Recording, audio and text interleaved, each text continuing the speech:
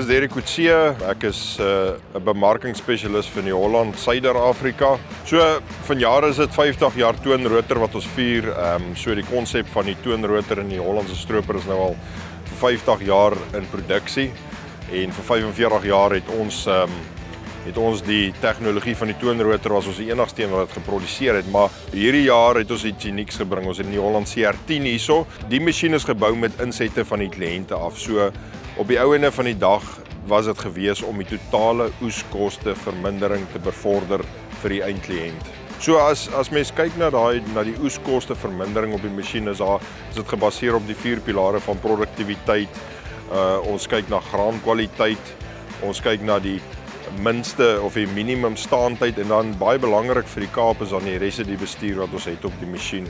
So op die masjien, eerstens is ons aandrywing is 'n 635 perdekrag engine wat 'n radkas, 'n CVT of 'n hidromeganiese radkas dan aandryf wat direk gekoppel is na jou rotor toe. Jou linker rotor is dan jou half aandry as na jou DFR of jou dynamic feed roll vorentoe en dan die regter rotor word dan van daar af aangedryf en dan die tweede aandrywing van die hidromeganiese radkas is direk na jou sluk toe. So dit 'n direkte aandrywing en dan wat dit nog meer uniek maak is ons engine is gekantel en gemonteer reguit soos die stropery, jy weet.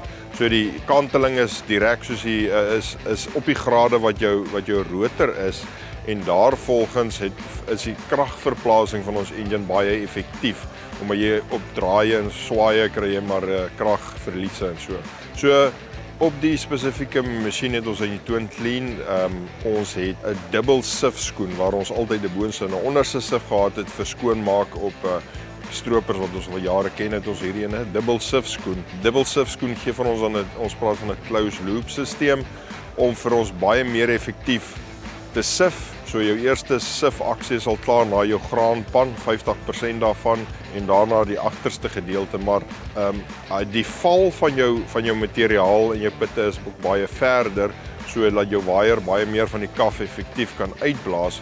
Ons het ladingssensors op die siwe gemonteer ook om te keer dat ons so naby as moontlik aan daai 0% verliese kom. So die IntelliSpread is, ek dink vir die Kaap die belangrikste want ons wil daai effektiewe spreiaksie hê om vog te bewaar ondergronds, jy weet, en die IntelliSpread is 'n radarstelsel op links en regs agter op die stroper en as daar 'n dwarswind dalk kom, gaan die radar optel dat die sprei na die een kant toe nie effektief is nie en so begin hy die spoed aanpas om die verspreidingsvermoë beter te maak en dit gee ons dan die voordeel dat ons tot op 18 meter kan kaf versprei agter die stroper.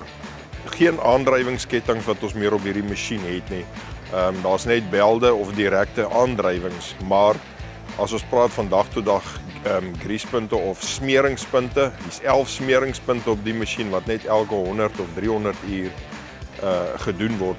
Die masjien is baie oop, so jy's baie maklik is dit bereikbaar vir jou om by al die komponente uit te kom en dan die lugfilter wat altyd agter by die engine gesit het is nou afgeskuif langs die kant, so jy is baie maklik om hom te bereik en skoon te maak op die einde van die dag.